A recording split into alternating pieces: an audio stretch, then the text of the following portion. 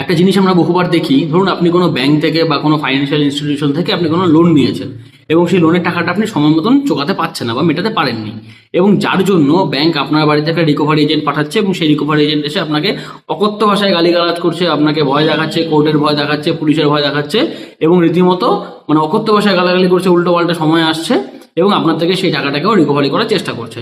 এবার দেখুন, bank recovery agent পাঠাবে, এটা তো খুব নর্মাল জিনিস। আপনি ইএমআই দিতে পারেননি, কোনো কিছু মর্টগেজ রেখেছেন, তার জন্য ব্যাংক রিকভারি এজেন্ট পাঠাচ্ছে টাকাটাকে রিকভারি করার জন্য, ঠিক আছে। কিন্তু রিকভারি এজেন্ট যে আসবে এবং সে যে কাজ করবে, তার কাজেরও তো কিছু গাইডলাইন্স থাকে। সেও তো এসে অকথ্য ভাষায় গালাগালি করতে পারে না, বা আমাকে বেকার একটা ওই কোর্টের ভয় দেখাবে, পুলিশের ভয় দেখাবে, সেগুলো তো করতে সে পারে না।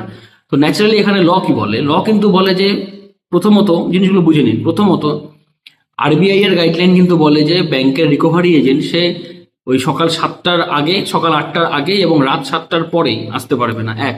দ্বিতীয়ত, ব্যাংক যে ওকে অথরাইজ করেছে সেই অথরাইজ লেটার নিয়েও আসবে।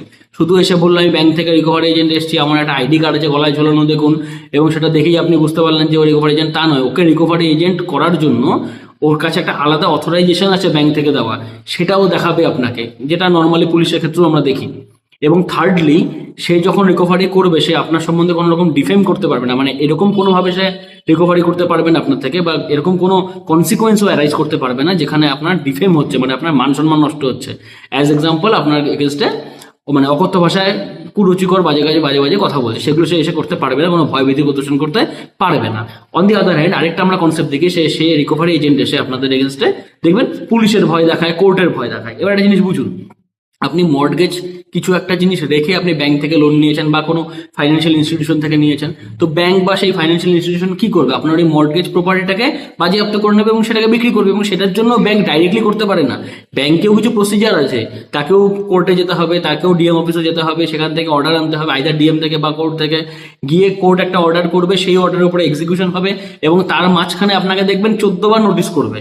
তো সেগুলো করতে দিন ব্যাংকে। আপনি যদি যদি আপনার ব্যাংক যদি প্রপার বিষয়টাকে যদি মানে মর্গেজটাকে যদি ব্যাংক নিয়েই নেয়, তো মাঝখানে তো আপনাকে নোটিশগুলোও করবে, সেগুলো করতে দিন। আপনি রিকভারি এজেন্টকে বলুন যে না, এইভাবে তো হতে পারে না বিষয়টা ব্যাংকও আমাকে নোটিশ করবে, আমি দিতে না পারলে সেইখানে তো বিষয়টা প্রুভ হবে, এবং তারপরেই তো ব্যাংক গিয়ে সেটাকে বাজেয়াপ্ত করবে। এবং এই রিকভারি এজেন্টের যন্ত্রণাতে প্রচুর মানুষ ভোগে, প্রচুর মানুষ। রিকভারি এজেন্ট আসলে না জানি কি হবে, এবং প্রচুর ব্যাংকের কমপ্লেন দেখা যায়, প্রচুর মক্কেল আমার সাথে ডিসকাস করে এই বিষয়গুলো নিয়ে, যে ব্যাংকের এরকম রিকভারি এজেন্ট আসে, এরকম এরকম ঝামেলা করছে, কি করবো? তো সেই ক্ষেত্রে জানেন এখন একটা আরবিআই এর কিন্তু গাইডলাইন আছে, আরবিআই ওম্বার্সম্যান আছে, আপনি গুগল করলে পেয়ে যাবেন, বা একটা ইমেল আইডিও হয় যেখানে আপনি ডাইরেক্টলি কমপ্লেন করতে পারবেন। ইমেল আইডি আমি নিচে দিয়ে দেবো, এখান থেকে আপনি নিয়ে নেবেন এবং সেখানে আপনি ডাইরেক্টলি কমপ্লেন করতে পারবেন। 72 ঘন্টার মধ্যে আপনার কমপ্লেন রেজিস্টার্ড হবে।